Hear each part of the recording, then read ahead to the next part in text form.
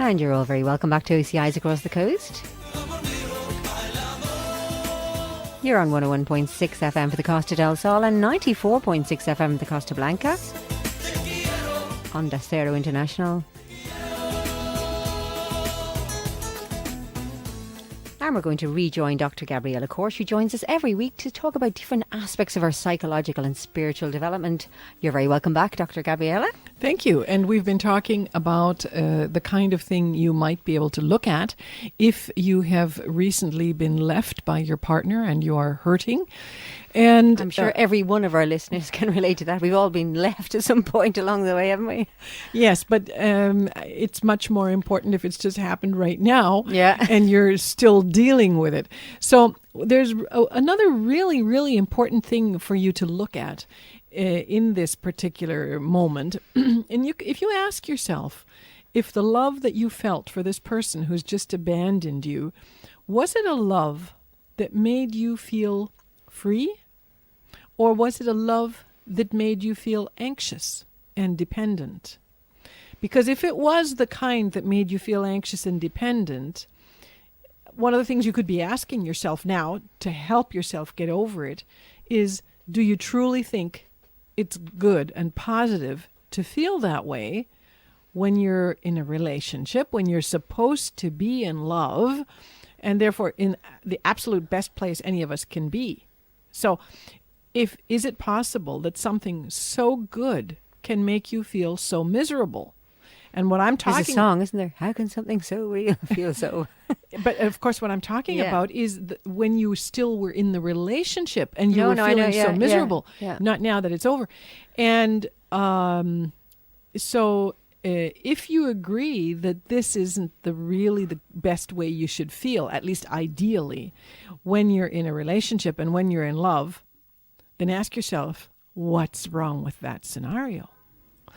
So in other words, why did you feel so anxious and dependent? What was it about this person that brought out the anxiety? Yeah. Yes. And we kind of come back to the same place we were at before, which is that the answer is really quite simple.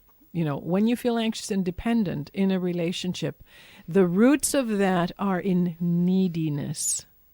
And we're needy when we haven't yet begun to love the self. So in this case, it's not the neediness where I feel safe and secure with the other person, but it's the neediness that I'm wanting something from the other person that the other person isn't giving me. So for example, how many of you that are listening to this know that your partner only feels good if you approve of him or her, but you don't give them that approval? And you don't do it because you're awful, but you do it because it gives you a little sensation of power. Cheapers. Yes.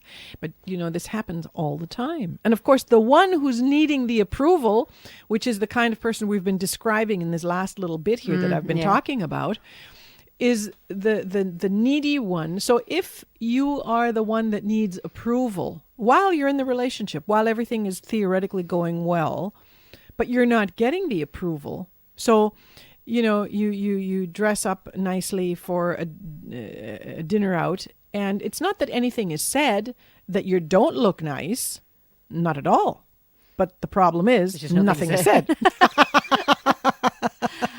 And this happens to men and it happens to women.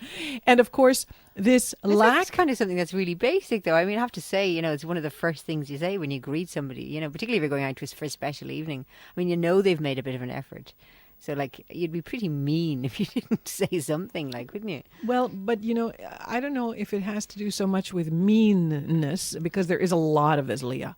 There's a lot of it around, and when I listen to people in my office telling me things that happen in their relationships, I realize it's even more than what I think. Really, yeah. And it's not so much meanness as this balance of power in relationships.